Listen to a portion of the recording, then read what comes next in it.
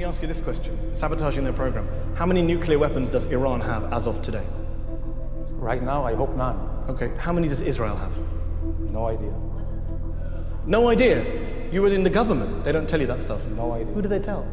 No idea. I'm telling you, I never discussed it. But it's irrelevant. It's between, you never discussed Israel's nuclear weapons. You can say that hand on heart, you've never discussed Israel's nuclear. You're expecting us to believe that the Deputy Foreign Minister of Israel never discussed Israel's nuclear deterrent. Seriously, Dan? No. So let me tell you, no? It's not all slogans and sound bites, Mehdi. Tell yourself. I did not discuss Israel nuclear weapons.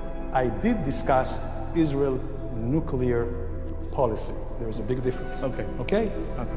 So now we've got past that semantic evasion. No, you have to... How many nuclear weapons does Israel have? Because experts say it's anywhere between 80 and 400. So what? So what? Yeah, so what? Has Israel ever threatened... Do you recognize the hypocrisy of Israel having a secret illicit nuclear weapons program that it won't open up its doors to and won't talk about, and then lecturing everyone else in the region about nuclear weapons? Absolutely not. You know why? You talked about hypocrisy.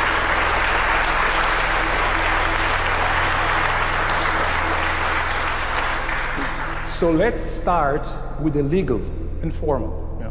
Israel has never been a member, a signatory of the NPT, so we are not breaking any rules. Iran was, Iraq was, Syria is, and they all try to cheat. Number we one. Never recognize the laws Secondly, in the first place. no. Okay. Secondly, Israel is the only country in the world who has been, right, threatened to just erase them. There is only one Jewish state in the world. Less than 1/3 of 1% of the entire Middle East. There are 22 Arab countries, 57. What do you want from us? And they're all trying to gang up on us. It's not like you're just minding your own business, this kind of Norway in the Middle East with nuclear weapons. Has Israel ever threatened to erase and attack any country? I think you'll find plenty of pretty genocidal statements from Israeli leaders. Show it to me. Shimon Peres said in response to Mahmoud Ahmadinejad that we could wipe Iran.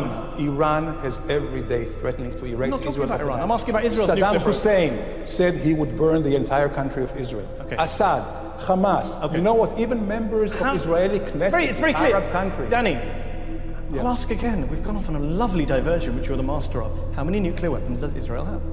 I don't know. By the way, another diversion, which I have to say. No. I have to say. You can't pre-announce your diversions. Let me ask again. If an Iranian guest came on my show and I asked him about Iran's nuclear program, he said, I don't know, I'm not going to talk about it. Would you be okay with that? You'd be outraged. Of course and I yet would. you sit here as a former Of course minister I of would, the Israeli because- government saying, I don't know, never talked about nukes with anyone. Because there was like 16 United Nations Security Council resolutions against Iran. And there is against Israel. And there is against Israel as well. About your nuclear issues? program. No. Yes, there is. UN Sure. Resolution 487. Let me read it to you. The UN Security Council in 1981 says, calls upon Israel urgently to place its nuclear facilities under the safeguards of the IAEA. Why haven't you done that? Because I'll tell you all why.